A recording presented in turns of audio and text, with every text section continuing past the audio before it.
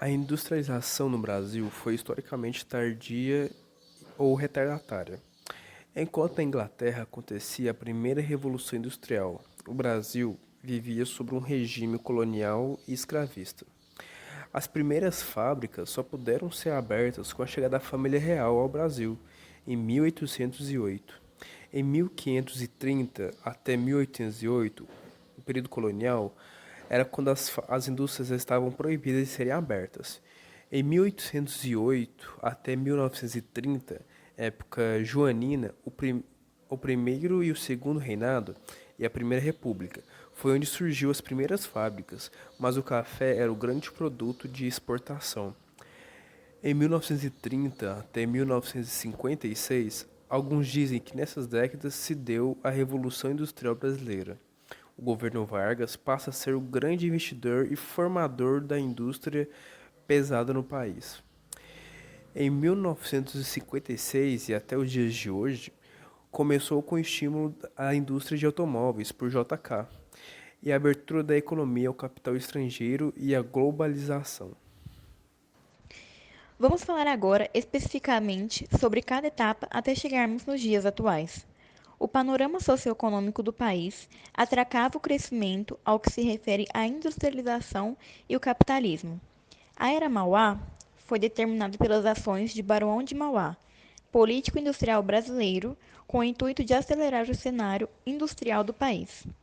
O cenário mudou em 1844, quando a produção interna do país é favorecida com a tarifa Alves Branco.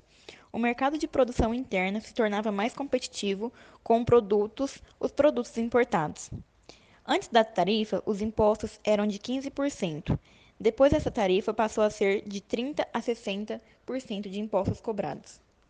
Foi durante a Primeira República que aconteceu o crescimento da indústria. O que permitiu esse crescimento? A Primeira Guerra Mundial, que foi o resultado dos atributos permanentes provocados pelo imperialismo entre as grandes potências europeias. Com isso, o Brasil não consegue mais comprar no mercado externo, então passa a produzir o que antes importava. Após a guerra, a situação se normaliza. Em 1930, começa a Era Vargas. Antes disso, nosso país só teve surtos industriais, que foram industrializações com efeitos a curto prazo.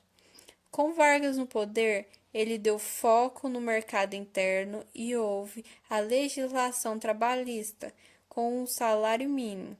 Vargas investiu na indústria de base, que é o alicerce para o funcionamento de todas as outras indústrias. E quais foram os projetos criados? Bom, a CSN e a Vale, que foram empresas voltadas em matérias-primas para a produção de consumo de bens. Tem também a Eletrobras e a Petrobras. A Eletrobras é a indústria de energia e a Petrobras, indústria de combustível. Com a invenção estatal, teve que adotar medidas protecionistas que, entre elas, estava o aumento das tarifas de importação. E houve também o novo Código de Minas, onde a mineração e a metalurgia eram restritas a empresas nacionais. Com o governo de JK, vimos o crescimento das indústrias de bens intermediários.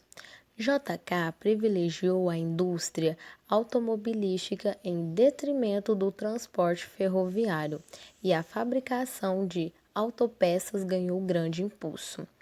Ele abriu a economia brasileira para o capital estrangeiro. E a construção de Brasília também garantiu o fenômeno da indústria nacional, já que precisava de muitos materiais para levantar a capital.